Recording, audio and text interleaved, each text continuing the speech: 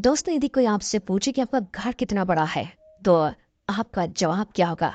वैसे यदि आपसे आपके गांव या आपके शहर में पूछा जाए तो आपका पूरा मोहल्ला आपका घर होता है। और यदि मोहल्ले में पूछा जाए तो आप अपने घर पर उंगली रख के बता सकते हो कि ये मेरा घर है। लेकिन जब आप किसी शहर या दूसरे शहर में पहुंच जाते हो तो आपका शहर ही आपका घर हो जाता है। ऐसे ही यदि आप किसी दूसरे देश या स्टेट में चले जाते हो तो आपकी स्टेट या आपका देश ही आपका घर हो जाता है। ऐसे ही यदि ब्रह्मांड में आपका घर पूछा जाए कितना विशाल है, कितना बड़ा है और क्या है, तो आप क्या कहेंगे? जी हाँ, ये एक बड़ा सवाल है। आपका सीधा सीधा जवाब होगा कि हम सौरमंडल के निवासी हैं, जहाँ सूर्य और उसके चारों ओर घूमते हुए ग्रह, उसके बीच में हमारा एक प्लेनेट है और ये पूरा सौरमंडल हमारा घर है। लेकिन क्या आप जानते कि आपका एक घर कितना विशाल है? इसे आप कभी 40,000 साल में भी पार नहीं कर पाएंगे, इतना विशाल है आपका घर। आज हम संपूर्ण सौरमंडल के बारे में ही जानेंगे और जानेंगे कितना विशाल है हमारा घर। क्या आप जानते हैं कि पिछले 5 अरब सालों से सौरमंडल ही हमारा घर है।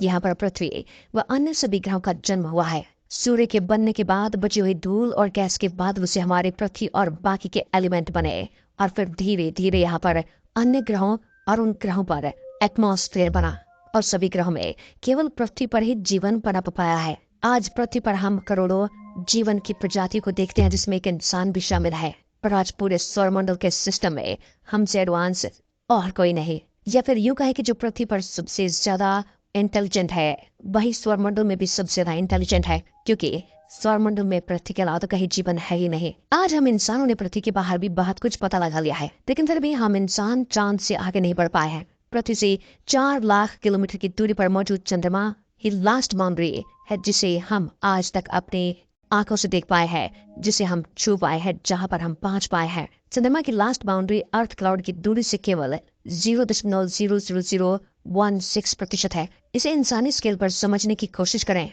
तो अगर सौरमंडल 1,000 किलोमीटर के आकार का है तो इंसान ने केवल अभी से 2 सेंटीमीटर तक ही पार किया है। इसी से आप सौरमंडल की विशालता की बाउंड्री को समझ सकते हैं। तो फिर आखिर ये सौरमंडल और कितना बड़ा है? आइए आज की इस वीडियो में हम आपको लेकर चलते हैं सौरमंडल की अद्भुत और अनंत यात्रा पर। पिछले 100 सालों से हम इंसान अंतरिक्ष के बारे में बहुत कुछ पता लगा पाए हैं और इन्हीं सवालों में हमने 8 ग्रहों पर भी कई मिशन किए हैं। इन सभी स्पेस मिशनों में वाइजर को सबसे ज्यादा महत्वपूर्ण स्पेस मिशन माना गया है, जो कि अब तक सोलर सिस्टम में घूम रहा है और हर सेकेंड 17 किलोमीटर पार करने वाला यान इस समय इंटरस्टेलर स्पेस में जा चुका है और आज भी इस पर सूर्य की ग्रेविटी का असर होता है। वाइजर 1 जो कि 40 साल से सौरमंडल में घूम रहा है, लेकिन अब तक इनसे कुइपर बेल्ट भी पार नहीं हुई है। दोस्तों, कुइपर बेल्ट में अरबों उल्कापिंड आते हैं जो कि सूर्य के चारों ओर चक्कर लगाते हैं। प्लूटो के बाद ही इन विशालकाय उल्कापिंडों की बेल्ट शुरू हो जाती है, जिसका आकार बहुत ज्यादा विशाल है। इस बेल्ट को पार करने के लिए वॉयजर 1 और वॉयजर 2 को 300 साल से ज्यादा समय लगने वाला है। वॉयजर की अब अर्थ क्लाउड में एंट्री हो चुकी है और ये धीरे धीरे इस घेरे में मौजूद पत्थरों से बचते हुए आगे बढ़ रहा है। नासा के रिसर्च के मुताबिक अर्थ क्लाउड 1,000 एस्ट्रोनॉमिकल यूनिट से लेकर 1 लाख एस्ट्रोनॉमिकल यूनिट तक फैला है। एक एस्ट्रोनॉमिकल यूनिट की यदि दूरी की बात करें तो यह सूर्य से पृथ्वी के बीच के डिस्टेंस को कहते हैं, जो कि लगभग 15 करोड़ किलोमीटर है। आज से 300 साल पहले वॉयजर 1 सोलर सिस्टम के बाहरी क्षेत्र में एंट्री करेगा और फिर 40,000 साल तक इसी घेरे को पार करने में लगा देगा। इतने सालों में ही वॉयजर सूर्य की ग्रेविटी के प्रभाव से फ्री हो पाएगा और फिर ब्रह्मांड में हमेशा के लिए भटकता रहेगा। दोस्तों, वॉयजर 1 की 70 किलोमीटर पर सेकंड की रफ्तार से आप भले ही चांद पर 6 घंटे में पहुंच जाएंगे, लेकिन सोलर सिस्टम को पार करने में आपको वॉयजर 1 से 40,000 साल से भी ज्यादा का समय लगने वाला है। अब आप इस बात से सोलर सिस्टम के विशालता और इसके फैलाव का अंदाजा लगा सकते हैं। दोस्तों, वॉयजर 1 और वॉयजर 2 दोनों सोलर सिस्टम में मौजूद ग्रहों को एक्सप्लोर करने के लिए भेजे गए थे। आने वाले समय में इंसान खुद ही सोलर सिस्टम के ग्रहों पर जाकर एक्सप्लोर करने वाला है। तो अगर आज की टेक्नोलॉजी के साथ हम सोलर सिस्टम पर मिशन करेंगे तो क्या आने वाले 100 सालों में कोई इंसान पूरे जीवन काल में कहाँ तक पहुंच सकता है? सबसे बड़ी समस्या तो आज के रॉकेट की स्पीड है, जो कि हमें बहुत ज्यादा धीमा बना देगी। स्पेस में परिक्रमा कर रहे चांद और ग्रह भले ही रात के समय आसमान में बहुत ही पास पास दिखाई देते होंगे, लेकिन असल में ये बहुत ही ज्यादा दूरी पर है। पृथ्वी और चांद की दूरी भले ही सबसे कम मानी जाती है, लेकिन यहाँ तक पहुंचने में भी 1 महीने तक का समय लग जाएगा। आज के आधुनिक रॉकेट हमें सीधा चांद पर नहीं ले जा सकते, इसलिए हमें पृथ्वी की ग्रेविटी का सहारा लेकर ही आगे की यात्रा करनी पड़ती है और फिर हम 4 लाख किलोमीटर की दूरी चांद तक पूरी कर पाते हैं। रॉकेट का बहुत सा फ्यूल तो उसे पृथ्वी की सतह से अंतरिक्ष में पहुंचने में खत्म हो जाता है, इसलिए लगातार पृथ्वी की परिक्रमा करने के बाद वे ग्रेविटी के द्वारा आगे बढ़ते हैं और फिर चांद के ऑर्बिट में जाकर उसकी परिक्रमा करके अपनी स्पीड को कम करके लैंडिंग करते हैं। और अगर मार्स पर जाने की बात करें तो यहाँ पहुंचने में हमें 7 महीने का समय लग जाता है। हालांकि ये सबसे छोटा समय होता है जब मंगल ग्रह पृथ्वी एक दूसरे के सबसे ज्यादा करीब होते हैं। और अगर हम इस समय में यहाँ नहीं जाते हैं तो फिर हमें 26 महीने का इंतजार करना पड़ेगा। आज के समय में रॉकेट 40,000 किलोमीटर प्रति घंटा की स्पीड से हमें अंतरिक्ष में लेकर जाए तो भी हमें सही समय और सही प्लेनेट का अलाइनमेंट देखना बहुत जरूरी होता है, नहीं तो हम फिर से कई साल गंवा देंगे। वॉयेजर 1 को लॉन्च करने के पीछे भी यही सब ग्रहों की अलाइनमेंट का एक बहुत बड़ा हाथ था। उस समय सभी ग्रह एक ही लाइन में अलाइन थे, इसलिए वॉयेजर 1 को सक्सेसफुल बनाना आसान था। इंसानों को मंगल ग्रह तक भेजने का प्लान वैज्ञानिकों के पास है, लेकिन अगर बात बृहस्पति और शनि पर जाने की आए तो यहाँ वैज्ञानिक इंसानी मिशन से दूर रहते हैं। यहाँ पर मिशन केवल हमारे द्वारा बनाए गए प्रोब ही कर सकते हैं। जुपिटर पर अब तक कई प्रोब भेजे जा चुके हैं। पृथ्वी और चांद की दूरी का अगर 1000 गुना मंगल ग्रह है तो इसे दूरी से 2.5 गुना बृहस्पति ग्रह है। ये सभी रॉकेट प्लेनेट की तुलना में दूर है और गैस से बना होने के कारण इस पर कोई प्रोब लैंड भी नहीं कर सकता। वहीं सोलर सिस्टम का दूसरा सबसे विशाल ग्रह शनि है, जो कि हमसे काफी दूर है। वॉयेजर 1 और वॉयेजर 2 भी इस पर मिशन कर चुके हैं, लेकिन शनि ग्रह पर जाने का सबसे सटीक मौका कैसिनी को मिला था। ये प्रोब साल 1997 में लॉन्च किया गया था, जिसने 6 साल 261 दिन लगाकर शनि तक पहुंचने में सबसे कम समय में पहुंचने में सफलता हासिल की थी। अगर आपको ये लग रहा है कि ये यान सीधा पृथ्वी से शनि ग्रह पर गया था तो ऐसा कुछ नहीं है। आज भी हमारे पास ऐसा कोई रॉकेट नहीं जो सीधा 6000 किलो के किसी प्रोब को शनि के पास सीधा भेज पाए। इसलिए नासा को जब कैसिनी प्रोब को शनि ग्रह पर भेजना था तब उसे कई ग्रहों की मदद लेनी पड़ी। प्लेनेट की ग्रेविटी की मदद से हम स्पेसक्राफ्ट की स्पीड बढ़ाकर इसे अपने टारगेट पर जल्दी सेट कर सकते हैं। अब तक कई प्रोब जुपिटर, मार्स और शनि पर पहुंच चुके हैं, लेकिन यूरेनस और नेपच्यून पर केवल वॉयेजर 1 और वॉयेजर 2 ही जा पाए हैं।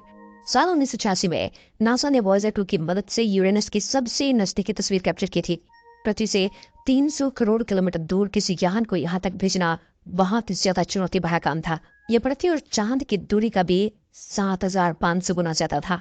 आज भी इस ग्रह पर सीधा पहुंचना नामुमकिन है, इसलिए वॉयेजर 2 जुपिटर की कई परिक्रमा कर उसकी ग्रेविटी से स्पीड बढ़ाकर यूरेनस पर पहुंचा। यूरेनस से 4581 किलोमीटर ऊपर से गुजरते हुए इसने ग्रह की कई तस्वीरें ली और इसके 11 चंद्रमाओं को भी खोज निकाला। वहीं इसके एटमॉस्फेयर और इसके रिंग के बारे में बहुत कुछ जानकारी हमें दी है।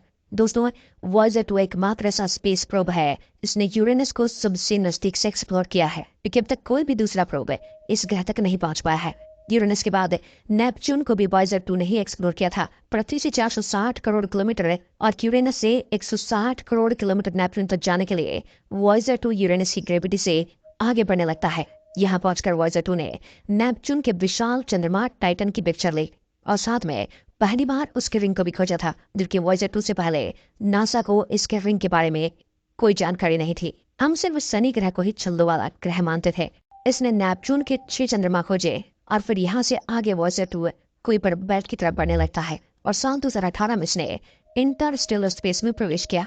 इस समय वॉयेजर 2 15.3 किलोमीटर प्रति सेकंड की स्पीड से ब्रह्मांड में आगे बढ़ रहा है। यूं कहिए कि ब्रह्मांड में भटक रहा है। साल 2025 के बाद ये प्रोब पृथ्वी पर सिग्नल भेजना बंद कर देगा और उसके बाद कभी भी हम संपर्क नहीं कर पाएंगे। नेपच्यून के बाद प्लूटो पर भी स्पेस प्रोब भेजा जा चुका है। न्यू हॉरिजन, जो कि पृथ्वी से सीधा जुपिटर की ओर निकला, यहाँ से ग्रेविटी असिस्ट द्वारा अपनी ग्रेविटी स्पीड को बढ़ाता है। 4 किलोमीटर प्रति सेकंड की स्पीड इसको जुपिटर से मिली और फिर ये 23 किलोमीटर पर सेकंड की स्पीड से प्लूटो की ओर बढ़ा और इसी स्पीड से इसने मिशन के 3 साल कम कर लिए और 9 साल में ये प्लूटो तक पहुंचा। तो दोस्तों, इस तरह हम इंसान ग्रहों की ग्रेविटी की मदद से सोलर सिस्टम के 8 ग्रहों तक अपने प्रोब भेज चुके हैं।